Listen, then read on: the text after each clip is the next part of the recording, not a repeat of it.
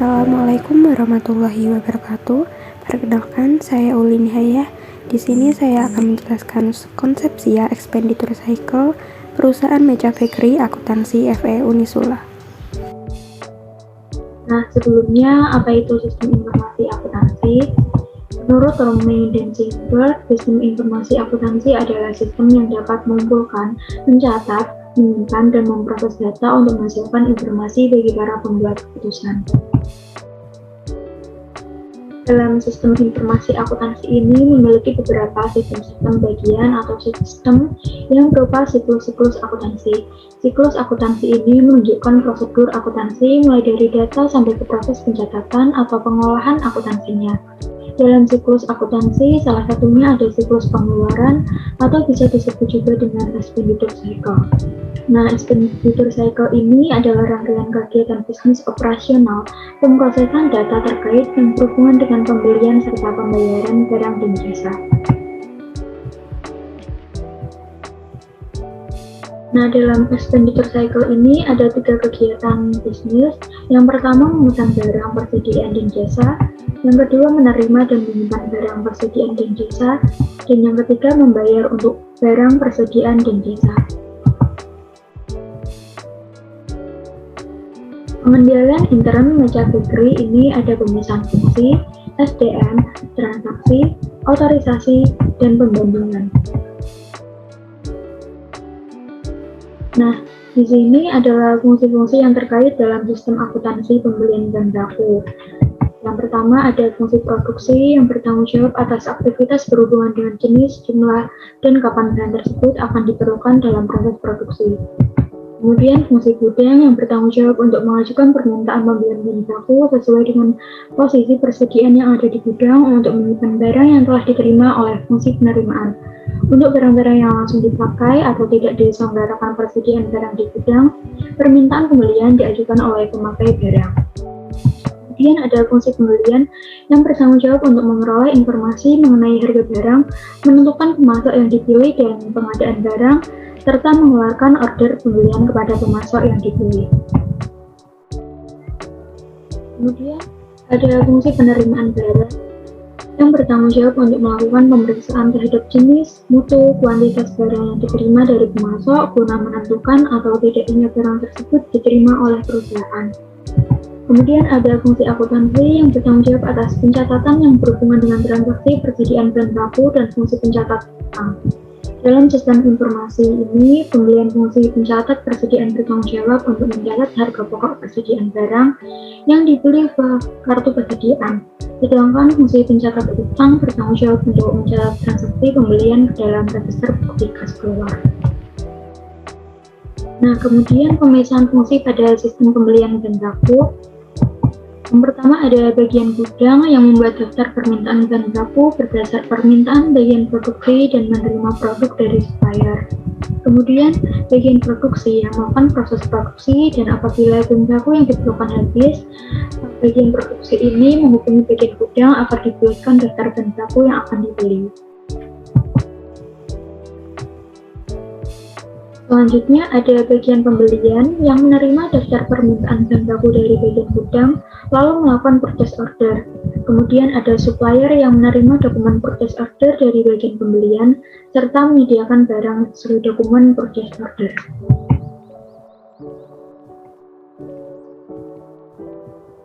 Kemudian ada bagian keuangan yang menerima dan mencocokkan dokumen purchase order dari bagian pembelian dengan invoice dari supplier. Apabila cocok, bagian keuangan akan melakukan transfer kepada supplier. Nah, selanjutnya bagian akuntansi yang membuat jurnal dan laporan keuangan dari transaksi yang telah dilakukan. Sumber daya manusia dalam perusahaan Mecha Bakery. Yang pertama ada manajer umum atau general manager yang bertanggung jawab atas berlangsungnya segala aktivitas perusahaan yang meliputi memimpin, mengatur, membimbing, dan mengarahkan organisasi perusahaan. Kegiatan ini menghasilkan produk-produk berkualitas dengan jaminan sistem mutu yang selalu terjaga dan dilaksanakan secara konsisten. Kemudian ada manajer basic atau factory manager yang bertugas serta bertanggung jawab dalam mengatur serta mengawasi kegiatan yang berhubungan dengan produksi serta mengambil tindakan untuk kelancaran dalam proses produksi. Kemudian ada manajer keuangan atau finance dan accounting manager yang bertugas bertanggung jawab merencanakan, menyiapkan budget serta rencana AOP untuk menentukan tujuan yang harus dicapai.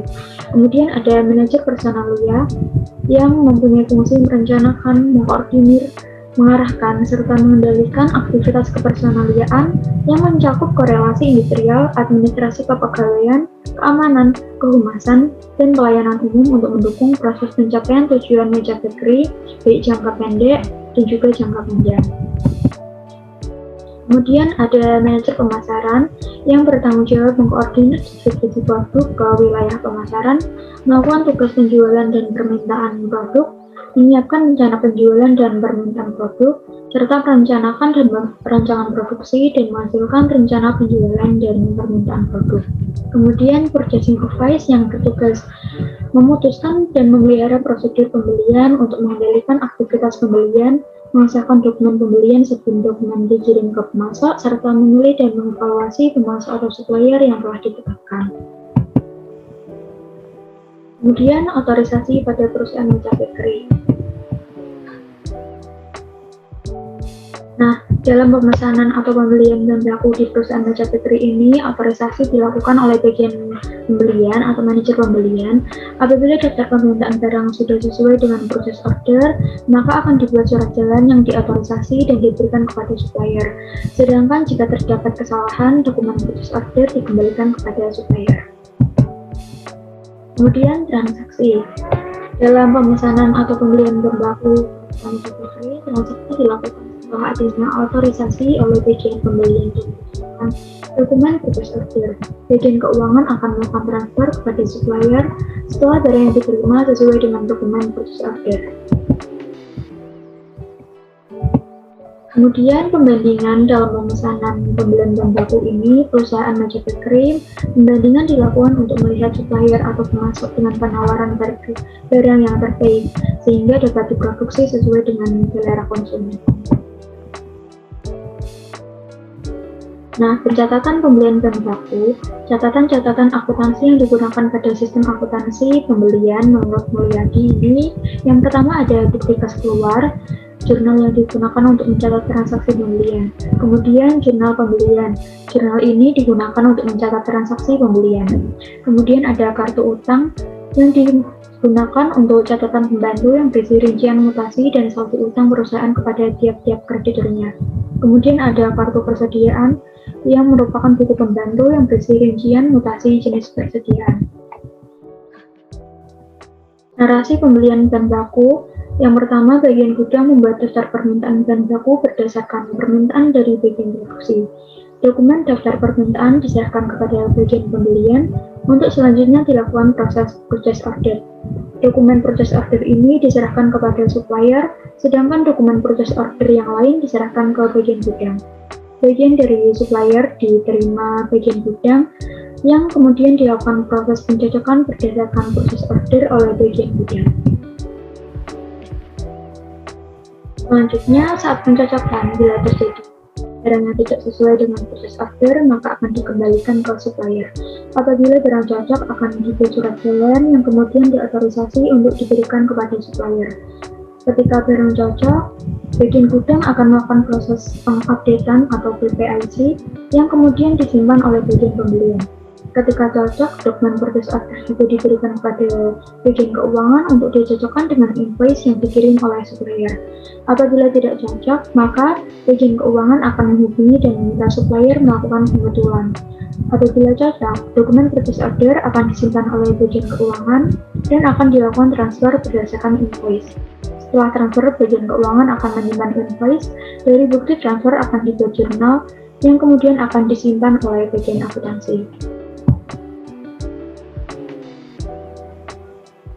Selanjutnya ada bagian info dari pembeli bahan baku. Yang pertama ada proses pemesanan. Inputnya yaitu permintaan bahan baku dari bagian produksi. Prosesnya dibuat daftar permintaan bahan baku oleh bagian gudang, lalu menghasilkan output dokumen daftar permintaan bahan baku. Kemudian otorisasi pemesanan bahan baku. Inputnya dokumen daftar permintaan bahan baku. Prosesnya pengecekan di gudang ada atau tidaknya bahan baku yang dibutuhkan. Apabila tidak ada, menghasilkan output ketersediaan bahan baku dan dokumen daftar permintaan bahan baku. Dengan pembuatan purchase order, inputnya informasi ketersediaan dan daftar permintaan bahan baku. Lalu dibuat purchase order oleh bagian pembelian dan menghasilkan output dokumen purchase order. Selanjutnya penyerahan purchase order.